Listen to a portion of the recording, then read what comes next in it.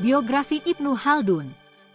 Ibnu Khaldun 1332-1406 adalah seorang sejarawan, filsuf, dan politisi muslim terkemuka yang dikenal sebagai bapak ilmu sejarah dan sosiologi Islam.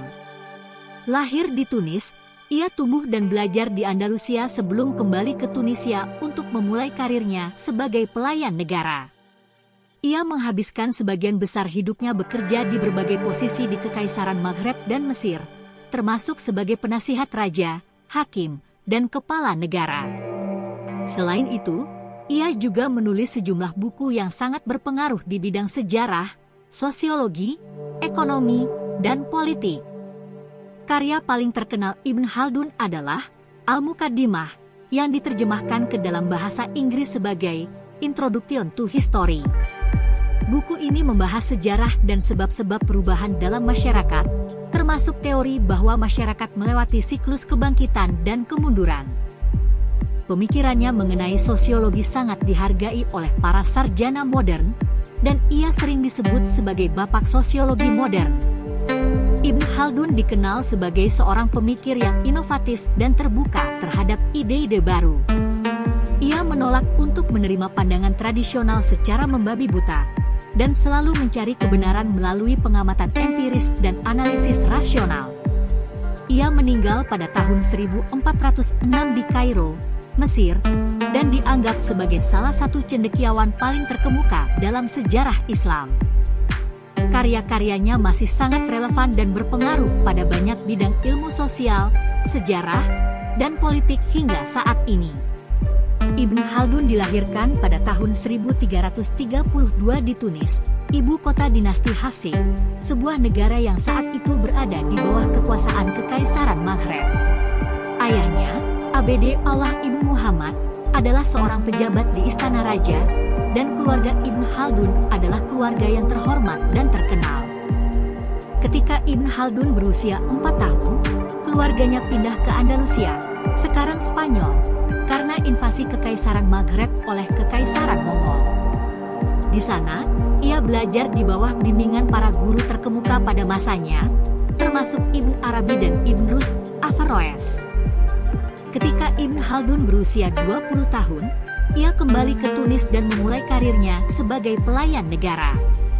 Ia menjabat sebagai hakim di berbagai kota di Kekaisaran Maghreb, termasuk Tunis, Kairawan, dan Fes.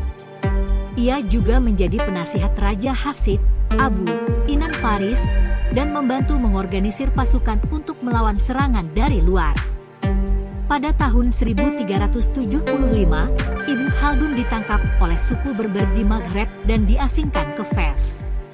Di sana, ia menulis buku-buku terkenalnya, termasuk Al-Muqaddimah, Kitab Al-Ibar, buku sejarah, dan Kitab Al-Ilm, buku ilmu. Setelah beberapa tahun diasingkan, ia diizinkan kembali ke Tunis dan diangkat menjadi hakim lagi. Namun, karir politik Ibnu Khaldun terus berfluktuasi dan ia sering pindah dari satu tempat ke tempat lain. Pada tahun 1382, ia pindah ke Mesir dan menjadi penasihat Sultan Mamluk. Di sana, ia menulis buku-buku lain, termasuk Kitab Al-Aqd Al-Farid, buku permata tunggal, yang membahas teori politik dan kepemimpinan. Ibnu Khaldun meninggal pada tahun 1406 di Kairo, Mesir, dalam usia 74 tahun. Karya-karyanya terus dihargai dan dihormati sebagai kontribusi terbesar dalam bidang sejarah, sosiologi, dan politik dalam sejarah Islam. Ia juga diakui sebagai salah satu cendekiawan terbesar dalam sejarah manusia. Selain karya-karya yang sudah disebutkan sebelumnya, Ibnu Khaldun juga menulis banyak buku lain tentang berbagai topik, seperti ekonomi, politik, geografi, dan hukum. Beberapa di antaranya termasuk Kitab Al-Jabri, yang membahas hukum dan aturan dalam ilmu matematika, dan Kitab Al-Uqd, buku permata, yang membahas tentang pemerintahan dan administrasi. Salah satu kontribusi paling penting dari Ibnu Khaldun adalah konsep asabiyah, yang sering diterjemahkan sebagai solidaritas sosial atau semangat kekeluargaan. Menurut Ibnu Khaldun, Solidaritas sosial adalah faktor penting dalam keberhasilan suatu masyarakat. Ia berpendapat bahwa ketika solidaritas sosial lemah, suatu masyarakat cenderung menuju kemunduran. Ibn Khaldun juga dikenal karena metodenya dalam menulis sejarah yang ia gambarkan sebagai ilmu tabi'i atau ilmu al-waqi'i. Ia mengutamakan pengamatan langsung dan analisis kritis, dan menekankan pentingnya menghindari kesalahan dalam mencatat fakta sejarah. Pemikiran Ibn Khaldun sangat berpengaruh pada para sarjana di Barat, terutama pada abad ke-19 dan ke-20. Beberapa pemikir Barat seperti Montesquieu, Marx, dan Toynbee mengambil inspirasi dari karyanya. Selain itu, pemikiran Ibn Khaldun juga diakui sebagai kontribusi penting dalam perkembangan ilmu pengetahuan modern. Dalam sejarah Islam, Ibn Khaldun dianggap sebagai seorang pemikir yang inovatif dan berani. Ia menolak untuk menerima pandangan tradisional secara membabi buta, dan selalu mencari kebenaran melalui pengamatan empiris dan analisis rasional.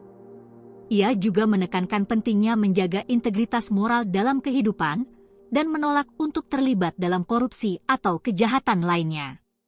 Ibn Khaldun merupakan sosok yang sangat dihormati dan dihargai di dunia Islam dan di seluruh dunia. Karya-karyanya masih sangat relevan dan berpengaruh pada banyak bidang ilmu sosial, sejarah, dan politik hingga saat ini.